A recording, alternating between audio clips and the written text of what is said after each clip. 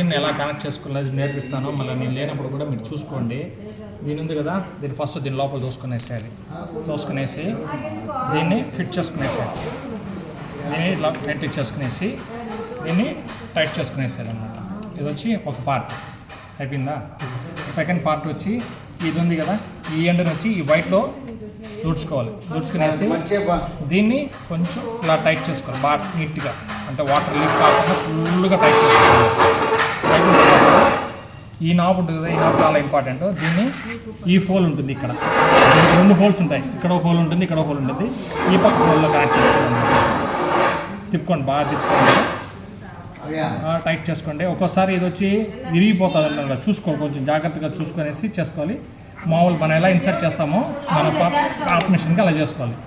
So ఇది fit అయిపోయింది, ఇది ఫిట్ అయిపోయింది.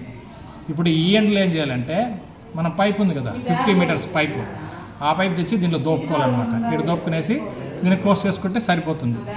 అదేవిధంగా ఇక్కడ ఇది వచ్చి ఎల్లో పైప్, ఇది వచ్చి ప్రెషర్ గన్ పోతుంది. ఇది ఓకే, ఒక ఎండ్ ఈడ కనెక్ట్ అవుతుంది, ఒక ఎండ్ ఈడ కనెక్ట్ అవుతుంది. సో ఓకే, ఈ ఎండ్లో కనెక్ట్ చేసేటప్పుడు ఈ విధంగా ఉంటుంది అనమాట. ఇది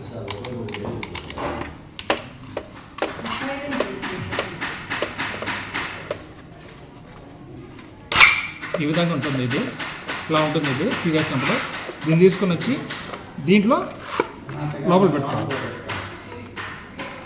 టైట్గానే ఉంటుంది, కొంచెం చెక్కునేసి దీన్ని వేసుకునేసి ఇలా టైట్ చేసుకోవాల్సి ఉంటుంది. అర్థమవుతుందా?